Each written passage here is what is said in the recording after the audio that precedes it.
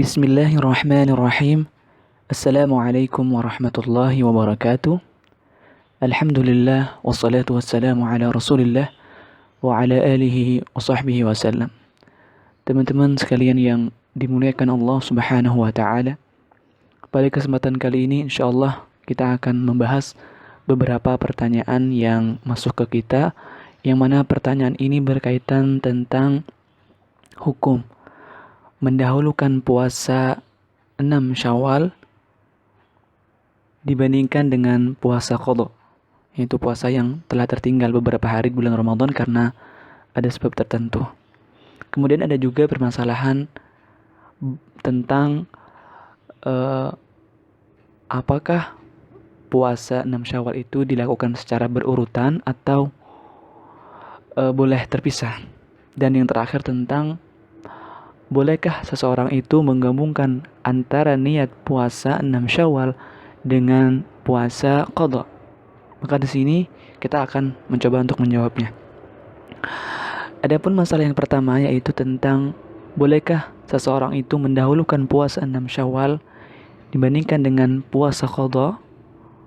Nah, di sini ada dua pendapat dari kalangan ulama. Adapun pendapat yang pertama, dan ini merupakan pendapat jumhur ulama, kebanyakan para ulama di antara kalangan mazhab Al-Malikiyah dan Syafi'iyah dan juga Hanafiyah, mereka membolehkan untuk mendahulukan puasa 6 Syawal dibandingkan daripada puasa qadha. Karena adanya pahala, ganjaran pahala di dalam puasa tersebut, sebagaimana hadis Rasulullah SAW, "Man shoma Ramadhana thumma atba'ahu sittan min Syawal kana ka shiyamid dahr." Barang siapa yang berpuasa Ramadan kemudian diikutkan setelahnya dengan puasa 6 Syawal, maka baginya seperti puasa 1 tahun penuh. Maka di sini diperbolehkan karena adanya pahala. Jadi setelah puasa Ramadan langsung puasa 6 Syawal. Adapun puasa qadha itu bisa dilakukan di tempat yang lain. Namun di sini ada beberapa catatan dari kalangan mazhab Malikiyah dan Syafi'iyah. Mereka membolehkan tetapi ma'al karahah, jawaz ma'al karahah. Boleh tetapi tidak disukai. Kenapa? Karena sebabnya adalah puasa qadha itu hukumnya fard, wajib dikerjakan. Sedangkan puasa 6 Syawal itu sunnah, tatawwu, bersifat sunnah. Maka puasa qadha itu diutamakan dibandingkan dengan puasa sunnah 6 Syawal itu. Namun meskipun begitu, hukumnya tetap boleh tetapi ma'al karahah gitu. Boleh tetapi ma'al karahah. Adapun catatan dari kalangan mazhab Al-Hanafiyah, mereka boleh secara mutlak tanpa ada karahah gitu. Kenapa? Karena puasa qadha itu tidak disyaratkan langsung dikerjakan. Boleh kapanpun dikerjakan. Di luar bulan Syawal juga boleh, karena adanya hadis bahwasanya Sayyidatu Aisyah radhiyallahu anha kanat tuakhir qadha Ramadan ila Sya'ban, karena beliau radhiyallahu anha mengakhirkan puasa qadha itu sampai bulan Sya'ban, artinya tahun depan ya, sebelum Ramadan yang akan datang.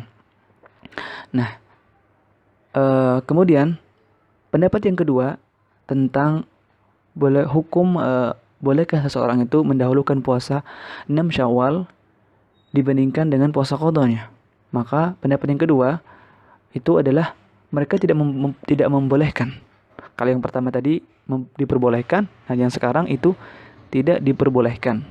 Kenapa? Karena adanya hadis Nabi sallallahu alaihi wasallam bahwasanya dainullahi ahaqqu ayyuqdha, bahwasanya hutang kepada Allah itu lebih berhak untuk ditunaikan.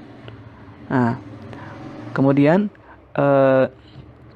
puasa Syawal itu tidak akan didapatkan sawabnya, pahalanya apabila diakhirkan qadha daripada Ramadan itu. Kenapa? Karena puasa 6 Syawal itu dikerjakan setelah seseorang itu menyelesaikan secara tuntas puasa Ramadannya. Maka apabila ada beberapa puasa yang ia tinggalkan karena ada sebab uzur di bulan Ramadan itu, maka di sini tidak bisa dibilang bahwasanya dia itu telah berpuasa penuh. Karena kan sebagian Nah, maka di sini dia tidak bisa melaksanakan puasa 6 Syawal sebelum ia menyelesaikan puasa Ramadan secara penuh. Maka makna dari hadis Rasulullah SAW, "Man shoma Ramadhana thumma atba'ahu sittan min Syawal kana kasiyamid dahr." Maka barang siapa yang berpuasa Ramadan kemudian diikutkan setelahnya puasa 6 Syawal, maka baginya seperti puasa 1 tahun penuh.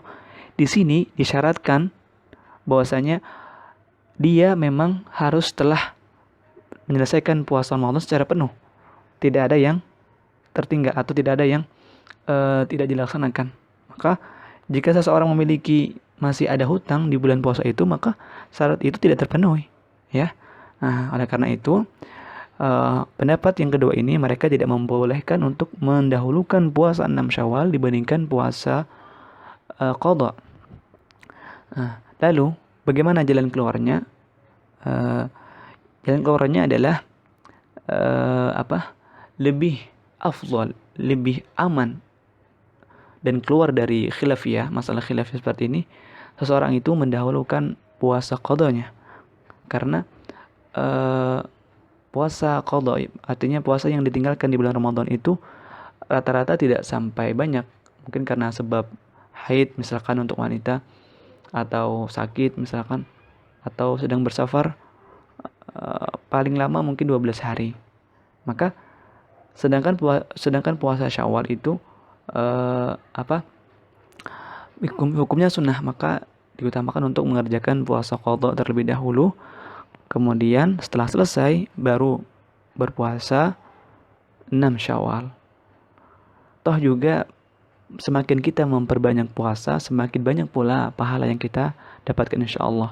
Kemudian masalah yang selanjutnya tentang apakah puasa 6 Syawal itu dilakukan secara berurutan atau terpisah. Maka di sini para ulama berpendapat bahwasanya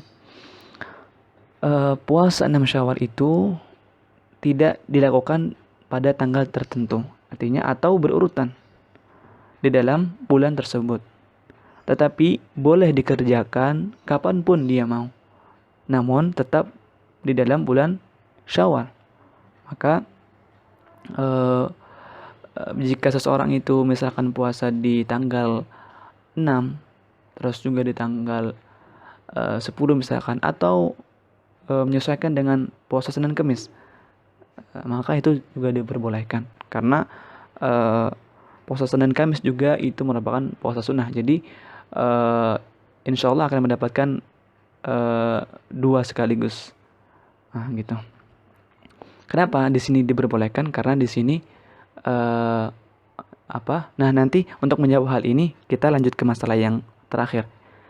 Bolehkah seseorang itu menggabungkan antara niat puasa qadha dengan puasa 6 Syawal? Maka di sini para ulama ada dua pendapat, dan masalah ini sudah dikenal disebut dengan masalah at-tasyrik, yaitu masalah penggabungan antara 2 ibadah pada satu niat. Maka di sini pendapat yang pertama itu maka masalah tasyrik ini yang pertama boleh, yang kedua tidak boleh.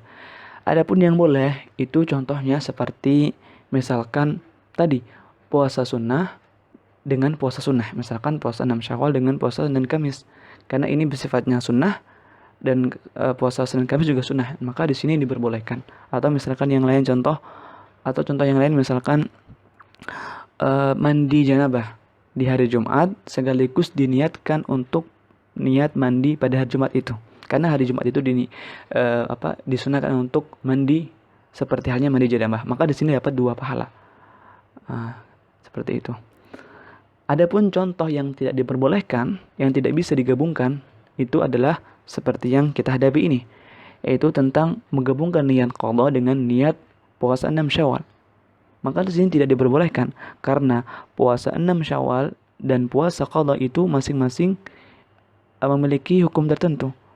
Masing-masing adalah ibadah yang berbeda dengan yang lainnya. Kalaunya puasa Syawal itu sunnah dan puasa qadha itu hukumnya wajib, maka tidak bisa digabungkan. Seperti halnya kita Misalkan menggabungkan niat sholat subuh 2 rakaat dengan niat sholat sunnah tahiyatul masjid misalkan. Tentu tidak bisa, karena di sini ibadahnya berbeda. Yang satunya wajib fard, yang satunya sunnah. Maka di sini tidak diperbolehkan. Wallahu a'lam bishawab. Mungkin hanya ini yang bisa kami sampaikan. Jazakumullah khair. Assalamualaikum warahmatullahi wabarakatuh.